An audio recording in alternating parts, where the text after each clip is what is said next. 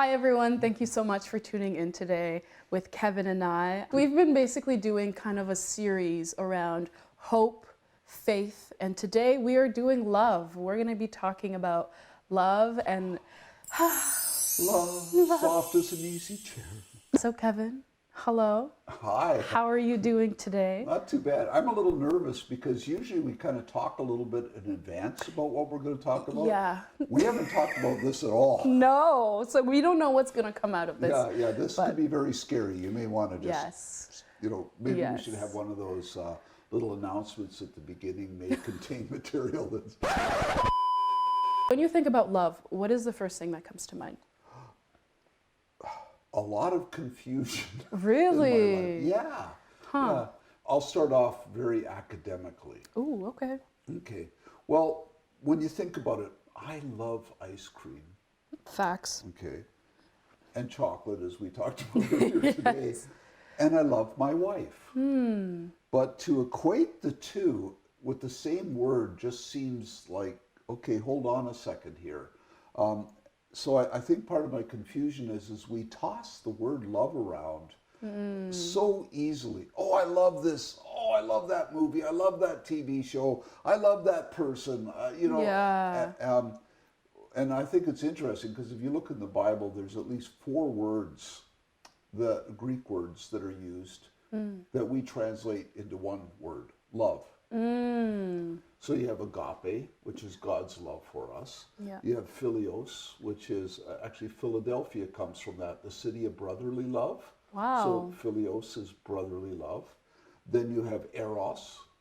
3 guesses what that's for. And that at least the Greeks understood that if you're going to talk about whatever this feeling or emotion is, or this desire for something, you can't just use one word, but we do. Ooh, that's true. Yeah, That is true. And I think it lessens the importance of the word. So if I look at my wife and say I love you, okay, that's an important thing. But she also knows I would look at a chocolate cake and say I love you too, and somehow that lessens the impact. Yes, yeah. That's What about yourself? What do you think of the word love? When I think of the word love, first thing that pops up in my mind is just my mom. Okay. Like, just okay. Gee, love. You should have said your especially mom, it's gonna be Kevin. It's Mother's Day. Yeah. Darn. Come on. Okay. So I think of my mom, and I feel like the feeling that goes with that is just like appreciation. Like love and appreciation just kind of goes hand in hand for me. Okay. So it's like I could like something, and it's like, okay, that's cool. But then when something's really great, I really appreciate it, and then love comes from that, if that makes sense. Oh, yeah, total. Yeah. Total. Though I think you raise an interesting thing, and that's this whole thing about love and like. Ooh, yep. Yeah, because you can say you might love somebody, but you don't like them very much. And I think in some ways the two need to go hand in hand. Yeah. It's true. Yeah. Yeah. Now you may, and when you think, love is blind, right? Okay, that's one of the quotes, and I think that ties into this whole thing about like. Yeah. Because it may be that love is blind, but the person you love is totally unlikable. Exactly. Yeah. Do you feel like love is taken seriously in our day and age nowadays? Do you feel like it's kind of like misunderstood almost? We don't really have there's a a good difference concept between of those love? two, between misunderstood and because it's certainly misunderstood. Why would you say that? Well, again, partly because of this confusion about loving everything that's likable, or but also I think people confuse love and lust. Ooh, that part. Yeah. Yep. Yep. It's easy, and when I use the word lust, I just don't mean it sexually. Yeah. I mean, it's just about it, like that chocolate cake. Hard eyes. Yeah, no. Yeah. And I think what happens is people confuse the two, especially when you start talking about relationships. Because, Yeah. and I think to some degree, because we've confused the two, and because we use this word love so easily, we Yeah. spread it around, that I think it cheapens relationships. Ooh, Kevin, you're hitting some points there. So, question, a follow up to that. When have you felt the most loved in your life? Give me 2 instances where you're like, wow, I feel very loved in this. Oh yeah, well, there's lots of them. Yeah. I'll give you one intense one and one not so intense. Okay, so the intense one was the first night that Mary said she loved me. And Aw. she gave me a kiss. Oh, Mary. Yeah, and there's a story then that goes with it. I had dropped her off at her place in the car, and we were sitting out front in the car, and there was this kiss exchange and this love. Romantic. And I remember driving home, just floating on this cloud. She loves me. I am loved. There is a person in this world who loves me. Okay. And I was living in a community at the time. It was a big old church rectory. There was like 11 bedrooms. There was all kinds of us living there. And I went in the back door, and we had this dog. Her name was Christy. And she was this sweet dog, like yay big.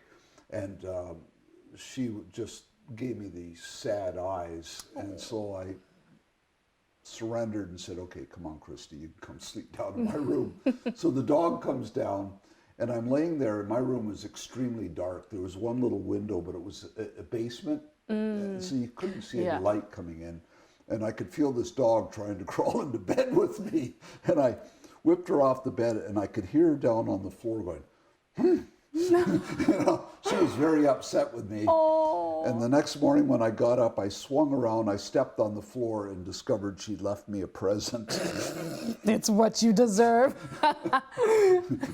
The one and only time. But love makes you do foolish things. Right, right. And see, the thing was, I was 26 by then, and I was convinced that there was nobody could love me, that there was no woman in the world who really wanted Oh. to. So that was such an intense feeling. Yeah. The other one was, and this is very different, because it's more an intellectual acception of love. And that was, I grew up in a family, where, nobody said I love you. That was just Gross. yeah. And, Yeah. and the hugs, no, there Yeah. wasn't any of that.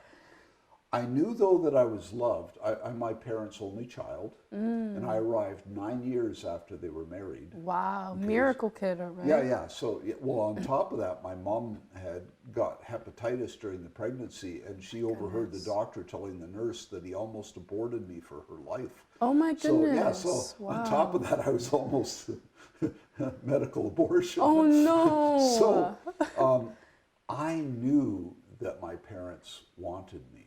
Yeah. I knew that I was the center of their attention, and I was loved. Yeah. So even though I never heard the word, well, until my father was dying, I heard him say he loved me for the first time.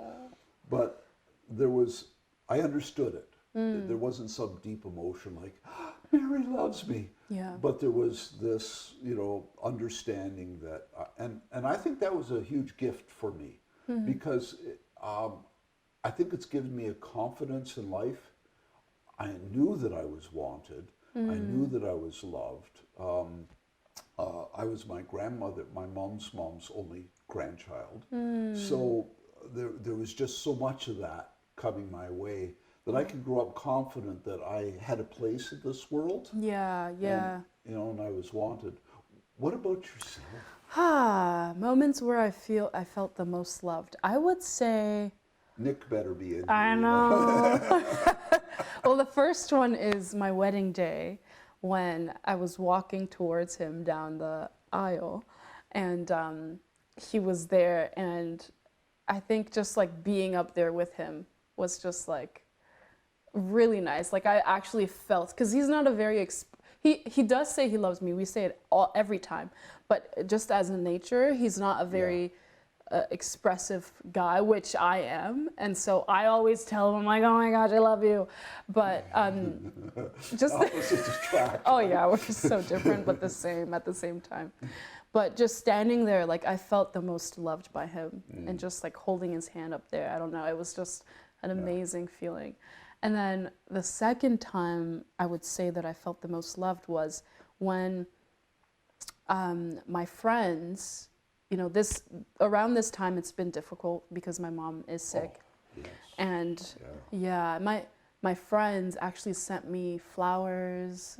They dropped off banana bread and like beer in front of my door, and it was just the kindest thing. And I hadn't felt love in friendship like that. Filios. That was one of the loves that I feel like I haven't experienced as much in friendship. Yeah. So it was really nice to get that, and I felt so loved. Yeah. Have you experienced that type of love in friendship? I think so, yeah. I think, so my whole life is kind of like, I was in a crisis situation where I had applied for a job. I thought it should be mine because it was within the organization I was. And they didn't even interview me. Oh. And I found out that somebody else got the job while I was at a board meeting. Oh, that sucks. Yeah. So that I resigned that day. And I was just in crisis. I was in tears. I couldn't believe that they did this to me. And when the general secretary found out that they did that to me, he wasn't impressed either. So I have a very dear long-term friend up in Sudbury. And so I drove that night from Toronto to Sudbury, got there like 1 or 2 in the morning. And I sat down, I turned to my friend, Bob, I just, I just poured it all out. And then I said to him, Bob, I just want God's will to be done. And Bob looks at me and he says, well, then thank God that his will was done and that they hired David. Oh, Bob, come on now. That was love. Yeah.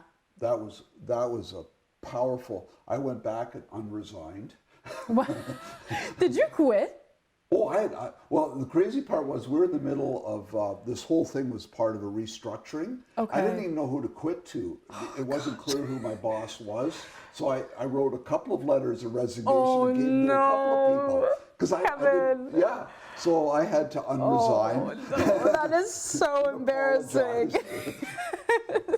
But that really was a powerful moment of love that my friend loved me enough to speak truth to me into that situation and just go whack, wake up, you idiot, And it turned out that was also the best thing ever. My boss, Dave, was amazing. I learned so much from him. Good. And also the job that I had applied for and the job that he actually did weren't the same. I would not have been happy. Yeah. Taking it, so that worked out well. But yeah. Wow, look at that. Yeah. You mentioned a really good point, like love corrects, right? Oh. Like I remember there was a situation where, I was really upset about something a friend did, and Nick would be like, honey, I love you, but you're wrong. You're wrong in this. And I'm very much like, I was right. I'm the one that's right in this situation. That's a gutsy move for a young husband. Yeah, he's somebody as outgoing as you. Honestly, I was so upset. And he lived. I was upset at him for a while. I'm like, you don't have my back, which he'll always have my back, but I appreciate that he can tell me when I'm wrong. Because that is love. He had your back. Yeah, in a way, that's him having my back so that I can learn from it and improve, right? Yeah. So what's a situation in your life where you didn't want to hear what you heard? Other than this one. That was great. Thank you, Bob. But what's another situation that you found yourself in and you're like, you didn't expect that reaction, but looking back, you're like, that was love. What that person did was love. Now I've got to think about this. Yeah, okay, another one. Same. When I was working in Windsor, there's a person there who I still to this day consider to be a mentor of mine. Even though I'm older than him, he's wiser. And he had very different. He's a financial guy, a vice president at a bank, and you know, so very different than me. Right.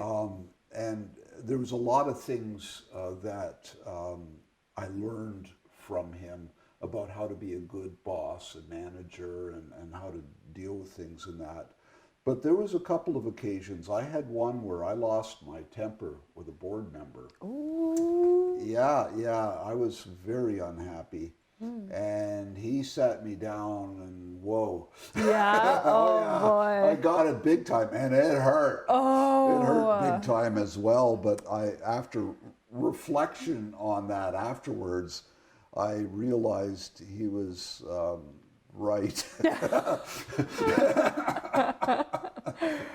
and I really appreciated that that correction. And to this day, I mean, we still connect, and I still look to him for advice. That's good. Yeah. When we talk about love, I found out that there's this thing called love languages. Oh yes. So it's how you receive love and how you give love. Yes. So Kevin, how do you receive love? There's, just for reference, there's words of affirmation, physical touch, quality time, and gifts. Yeah. So how do you think you receive love? I receive and give love the same way. Really? Yeah. Not a lot of people have the same way. Yeah. Well, Okay. that's because giving me a gift is a nice thing, but I'm always a little bit embarrassed. Really? Yeah. I am a person who gives affirmation to people, and I like to receive it because I have this ego problem. Yeah, I feel you. It needs to be stroked. Yeah. So they're the same way, you know. Words of affirmation. I really like to sit down with people and just tell them how great they are, and that because so many people struggle with those, you know, with that. They just their self-esteem is. Healy's law of holes. Oh. If you're in a hole, put down the shovel. Wait, what does that mean? Well, what tends to happen is people will get down into a hole and they'll just keep digging deeper and deeper. You know, so put down the shovel and stop it. Yeah. So that's both my giving and Receiving language. Got it. Interesting. Yeah. It's there's a very gracious person who lets Mary and I use their cottage every fall. Oh, that's nice. And we would always like for free. But so what we would do is while we were there, we would purchase something in town and leave it for them. And, oh, that's nice. And she would complain about it, and then we happened to be at a little conference together where they were doing the love languages, and I was in her group. Oh. And that's where she said the last thing she likes is to receive gifts.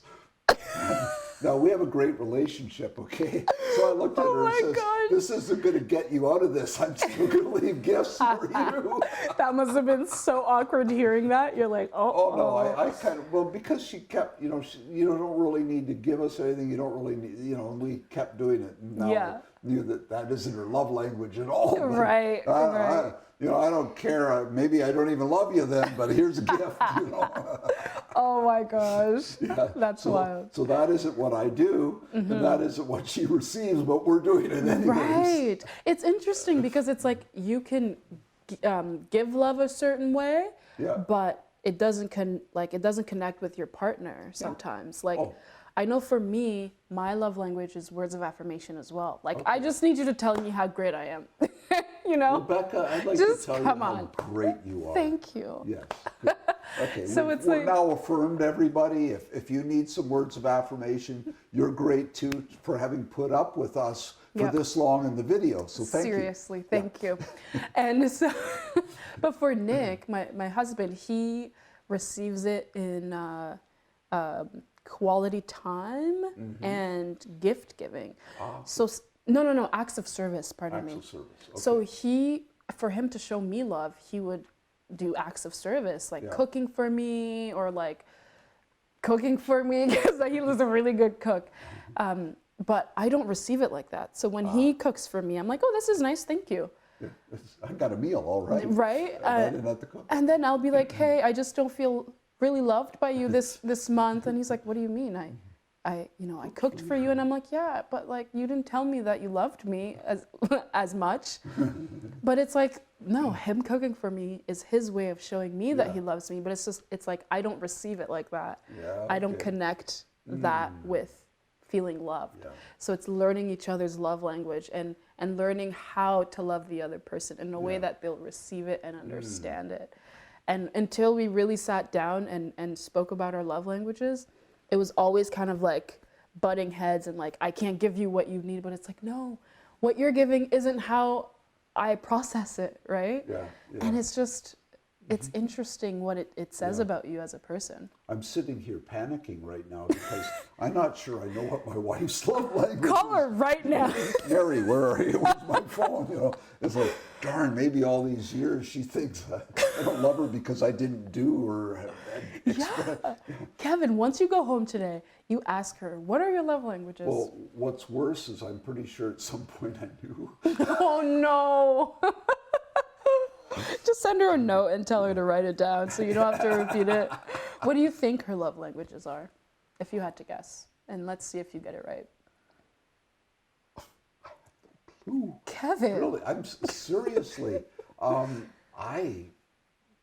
I would suspect that part of it is hanging around together. Okay, so quality time. Yeah. Yeah. Maybe. She values like time together. Yeah. She likes hanging out. That's good. I think.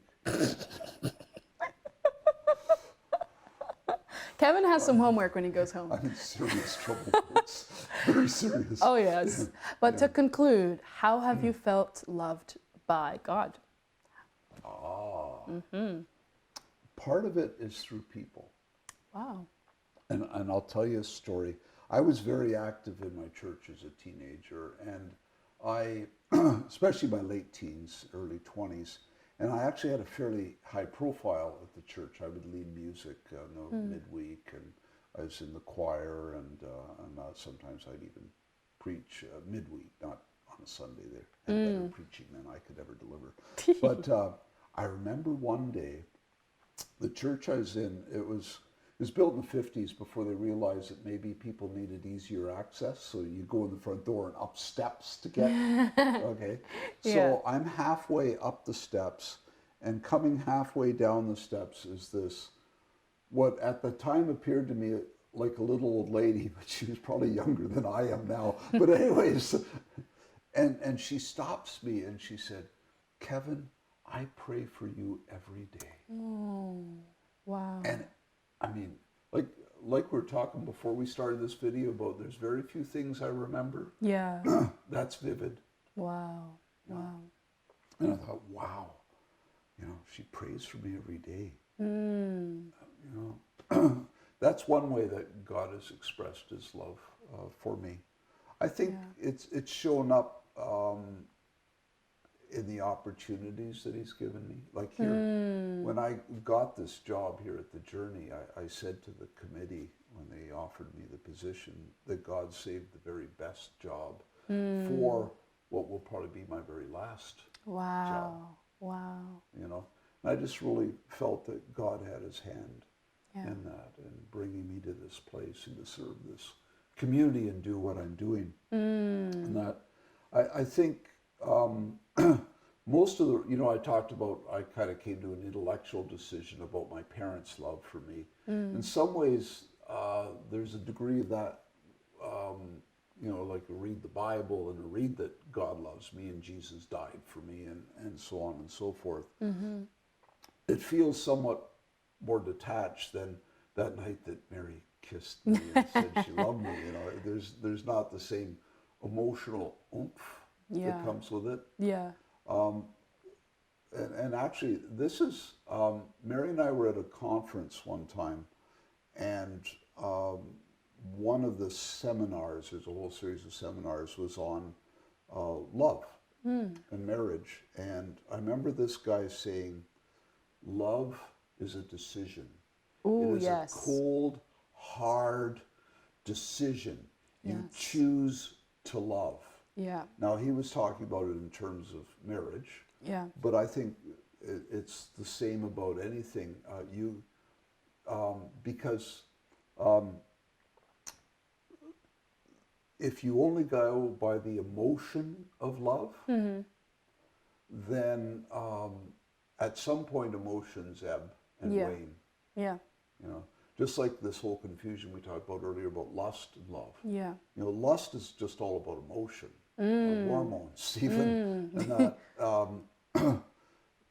But in some ways, there isn't a reality to that. And if you treat love only as a hormonal feeling kind of thing, then I think that really isn't as real Yeah. as when you make a decision, I am going to love. Yeah. It's kind of like love. I mean, like is emotions are like, but then choice, like choosing is love, kind of. Yeah. Exactly. Yeah. Yeah. Yeah. It's. I remember when my daughters hit puberty. At Fun the teen times. years, I was in trouble, so I bought a book. No, I was in trouble, so I bought a book. Quote by and Kevin read- Birmingham. Yes. And one of the chapters was on unconditional love. Right. Now, I thought I loved them unconditionally until I read that chapter. And I realized that while my conditions weren't necessarily overt, there was still definitely conditions on that love. And I had to step back and say, hold on a second. I need to love them Yeah. unconditionally, which means I have to make the choice, Yeah. right? And I have to remove anything that I might find objectionable or difficult to deal with from my love vocabulary. Yeah. Yeah.